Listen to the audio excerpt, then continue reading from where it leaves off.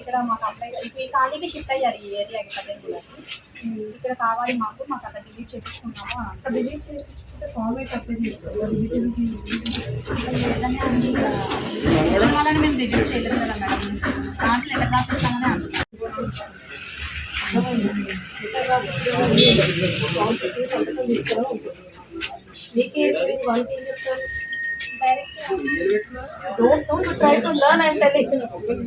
Otherwise, if you suspend yes, intake officer, then the smile won't come on your face.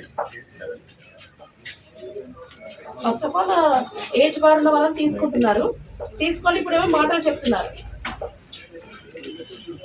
దేనికి తీసుకోవాలి format అనేది మీకే అవగాహన లేదు. నేను తీసుకుంటాను ఫార్మేట్ చెప్పండి. ఇంకా డేట్ ఆఫ్ బర్త్ అవన్నీ కరెక్షన్స్ కిందకే వస్తాయి. ఇంకా దేనికి చేస్తారు? ఎప్పుడైనా ఫార్మేట్ చూసారా? తీయండి ఫార్మేట్ ఒకటి.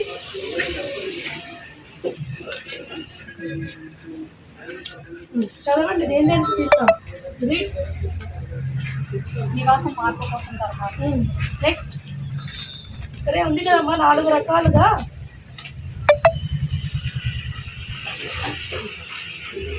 నమోదు సవరణ, ఐపీసీపీ రీప్లేస్మెంట్ ఫార్మేట్, పీడబ్ల్యూడీ గుర్తింపు కూడా ఇదే వాడతాం. ఐపీసీపీ రీప్లేస్మెంట్ అంటే ఏంటి? వాళ్ళకి వేరే దగ్గర ఓటర్ ఐడి కార్డు ఉంది, ఇక్కడ మార్చుకోవాలంటే ఫామ్ 8 వాడతాం. ఫామ్ 6 ఇవ్వకూడదు. ఇక్కడ సంతకం ఉంటుంది ఫామ్ 6లో, అంతేగాని గిటర్లు ఉండవు. వేరే దగ్గర ఓటర్ ఉందని తీసుకుంటే కింద లక్షలు ఉంటుందని సంతకం ఉంటుంది. ఎప్పుడన్నా మొత్తం ఫామ్ చదివితే అర్థమవుతుంది. అంతేగాని లెటర్ తీసుకుంటామని ఈసీ వచ్చినప్పుడు ఇలాగే చెప్తే మీతో పాటు నా అందరికీ ఉంటుంది. ఇది బిఎల్ఓ సూపర్వైజర్ ఇయర్. సూపర్వైజర్ ఎవరండి ఇక్కడ?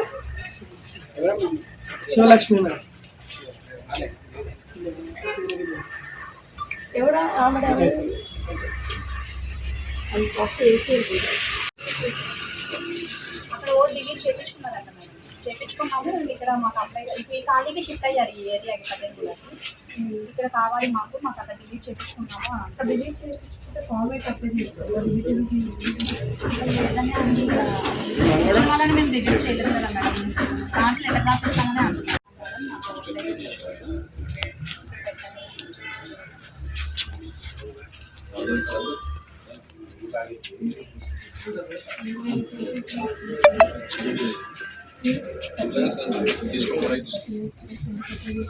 వీళ్ళందరూ అట్లానే ఆల్మోస్ట్ అప్లై చేస్తారు.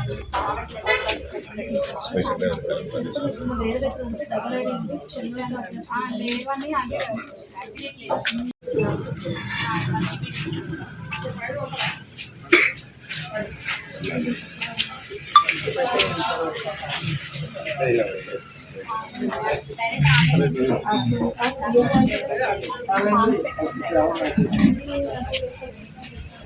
యువగారు కొంచెం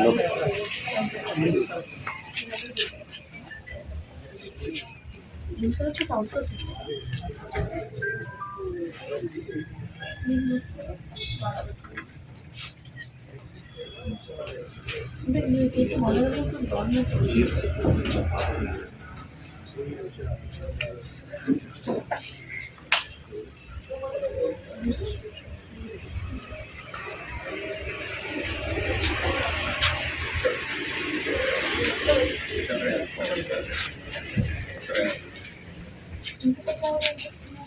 ఆమెకు ఓటర్ ఐడి ఎప్పుడో ఉంటుంది మేడం. మాకు లేదంట. మళ్ళీ కొత్తగా ఎక్కడ ఉందంట? వేరే విలేజ్లో ఉందంట. ఓటర్ ఐడి దొరకట్లేదంట మేడం. ఇవాళ ప్రత్యేక స్పెషల్ క్యాంపెయిన్ డేస్ ఈసీఐ దగ్గర నుంచి ఉన్నాయి కాబట్టి 2 రోజులు కూడా ఎవరైనా ఇదివరకు ఓటర్గా నమోదు కాని వాళ్ళు ఉంటే నమోదు చేసుకోవాలి. కొత్త ఓటర్ అండ్ ఇదివరకు ఇంకెక్కడైనా ఇదివరకు ఉండి ఉంటే ఫామ్ 8 ద్వారా అప్లై చేసుకోవాలి. అంతేగాని అక్కడ కొత్త ఓటర్ కింద ఉండి ఇక్కడ కొత్త ఓటర్ కింద కాదు. మరి అదే వాళ్ళకి చెప్పడం జరిగిందండి. ఇప్పుడు 40 సంవత్సరాల వాళ్ళకి ఇదివరకు ఓటు లేదు అంటే వారిని మరి ఒక్కసారి చెక్ చేసుకోవాలి. ఎందుకంటే వారికి ఇంకెక్కడైనా ఓటు ఉండి ఇక్కడ చేసుకుంటే మనం ఫామ్ 6లో ఒక డిక్లరేషన్ అనేది ఇస్తాం. మాకు వేరే ఎక్కడ కూడా ఓటు లేదు, ఒకవేళ ఓటు ఉన్నట్టు తెలిస్తే మా మీద చర్యలు కూడా తీసుకోండి అని మనం క్లియర్గా చెప్పడం జరుగుతుంది. సో అందుకని ఫామ్ 6 కాదు, అడ్రస్ చేంజ్ మార్పులు ఉంటే ఫామ్ 8 మాత్రమే అప్లై చేసుకోవాలి. డూప్లికేట్ డబుల్ ఓట్స్ కూడా డిలీట్ చేయడం జరుగుతుంది. డెత్ ఓటర్స్ ఉంటే తీసేస్తున్నాము. దాని అన్నిటి కోసం ఎలక్టోరల్ రోల్ శుద్ధీకరణ చేస్తున్నాము. 22 ఫిబ్రవరి 2 లాస్ట్ డేట్ అండి. లాస్ట్ డేట్ అంతవరకు ఏదైనా అబ్జెక్షన్స్ క్లెయిమ్స్ ఉంటే ఇప్పుడే ఇవ్వాలి. 2 తర్వాత మనకి ఇంకా ఇవ్వడానికి ఉండదు పార్లమెంట్ ఎలక్షన్స్కి సంబంధించి. అండ్ 8th రోజు ఫైనల్ రూల్ పబ్లిష్ అవ్వాలి. మేడం ఇప్పుడు నిర్లక్ష్యం మీరు చూసారు కదా, అవేర్నెస్ చెప్తారు.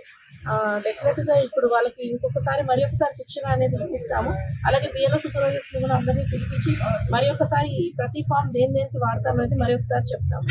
అలాగే మళ్ళీ వాళ్ళకున్న health of the electoral roll కూడా చెక్ చేస్తాం. డూప్లికేట్ ఓట్స్ ఉంటే తీపిచ్చాడమే మా మెయిన్ ఇది. నేను ఆవిడ కూడా చెప్పాను కదా, బిఎల్ఓ యాప్ ద్వారానే చేస్తాం. అప్లై చేసుకుంటున్నారు, డిస్టెన్స్ కాకపోతే వాళ్ళకి అది ఫామ్ 6 అనేది యాక్సెప్ట్ కాకపోవడం అనేది జరుగుతూ ఉంటుంది. సో ఇప్పుడు ఏఆర్ఓ గారితో కూడా మాట్లాడి ఏదన్నా మీరు అన్నట్టుగా ఉంటే వెంటనే అప్పుడే బిఎల్ఓ యాప్ ద్వారా రిజిస్ట్రేషన్ చేసుకుంటే ఈ 6 daysలోనే మేము ఖచ్చితంగా దాన్ని యాక్సెప్ట్ చేస్తాం. కరెక్ట్గా నివాసం ఉండి కరెక్ట్ రూట్స్ ఇక్కడే ఉంటే మాత్రం చేస్తాం.